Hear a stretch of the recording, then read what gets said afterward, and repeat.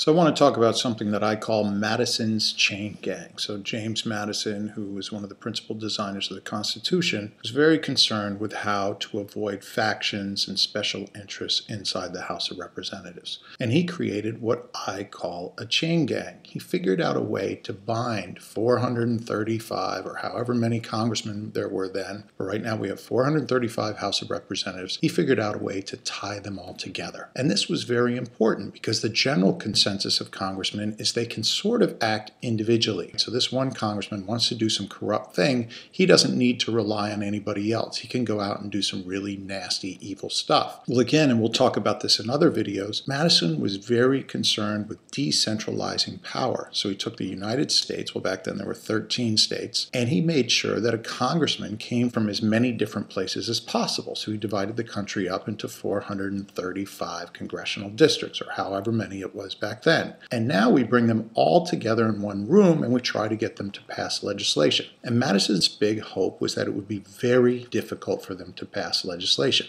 And his other hope was even if every single one of those 435 individuals was corrupt, that within the system, they would only be able to pass legislation that is beneficial to the majority of Americans. And how does this work? Well, it really relies on this idea that congressmen are tied to each other and really have no other way of reaching outside the Capitol and showing off or being able to get punished. So we talk a lot about how if a congressman votes openly, so if everyone can read their vote, well, lobbyists can go in and start to punish them for their votes, or the constituency can, or the president can, or even the congressman's wife or husband can go in and punish or intimidate the congressman on their votes. And we know that lobbyists and special interests are the main punishers of congressional votes. But once it is public, once it's written on a record how they voted, yay or nay, anyone could read that. And at any time, even a year after the legislation was passed, they can go and punish that congressman for their actions on that particular bill. What people don't realize is that oftentimes congressmen do want to reach out and show the public how they voted. So say there's a bill on something that matters to me. Say I'm up in the state of Maine and I want to pass legislation beneficial to a big constituency in Maine, which are the hunters. And I know that most of the other congressmen may come down against this legislation, but if I can vote publicly and do everything publicly, my constituency, which is way up here, will be able to see my actions and go, wow, we really like our congressman. Okay, so congressmen really do like sometimes to reach out and show off to their constituency. Yeah, I voted and wrote proposals and did everything for my constituents,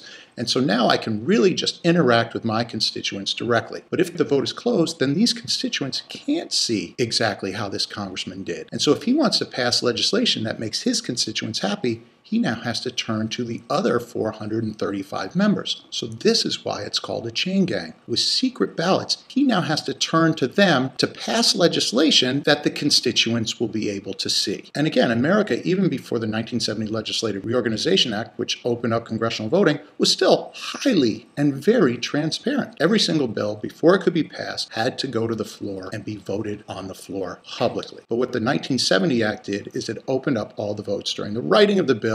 And then we had government in the sunshine. So all the markups, all the little individual lines now might get individual votes. So this congressman could say, to hell with you guys. Voting is public, so I'm going to just vote on the things that matters to me, and I'm going to be speaking directly to my constituents. With closed voting, I have to turn to these 435 other folks, or at least 217 of them, because that will give you 50% of the votes you need to pass the bill. I will need to turn to 217 other congressmen and now convince them about my amendment or my bill. So if I've got this really crappy piece of legislation that no one can understand and we're voting secretly, well, everyone's going to vote no. Okay, no one could read that. It made no sense. And we're voting privately. Well, hell, I'm not going to vote on anything that doesn't make any sense. But if I want to pass legislation that helps me, I've got to somehow convince at least half the congressmen that this is good for them or beneficial for the country at large. So I've got to craft legislation that is much broader than my special interest. So even if I'm the most corrupt politician in the world,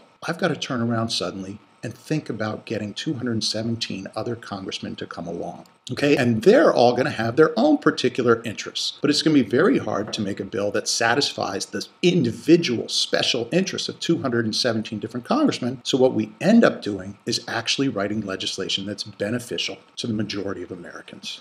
because the secret voting inside Congress confines us to dealing with all of Congress. We cannot shout out to our special individual district. We see this a lot now with open sessions, televised sessions. Bernie Sanders doesn't talk to the Senate. He's talking to the people. He's reaching out to constituents from inside the chamber. If there was no television, if there was no way for him to reach out, he would now have to turn inward and draft and craft legislation with the other senators. In this case, he'd have to convince 50 to 60 other senators, okay, because the Senate is smaller, only 100 individuals. And so by secret voting, you create these chain gangs. And by creating these chain gangs, you make it very hard to write corrupt legislation. And that's exactly what we've seen. From 1930 until 1970, the legislation almost exclusively favored the middle class. And as soon as we opened up the vote, we allowed the Bernie Sanders to address constituents individually. We've seen legislation turn and favor the elites. Because now we can write bills that don't require that we have to work hard to convince 217 people with very clean and simple legislation. We end up with bills that have all sorts of tiny, little, impossible to understand lines that would have been voted out under any secret voting that end up stuck inside these massive bills. And these are massive bills, and the bills have grown because now inside of each bill, we're basically handing out rewards to everybody who's voting. So every congressman gets a little reward somewhere in the bill. Lobbyists get little special coding and little special lines in there, so you end up with garbage bills that are enormous and impossible to understand. With secret voting, you need clean legislation that satisfies a majority of Americans. Because we'll be talking a lot about Madison and this idea of the chain gang, but closing down the vote makes congressmen work together as a team.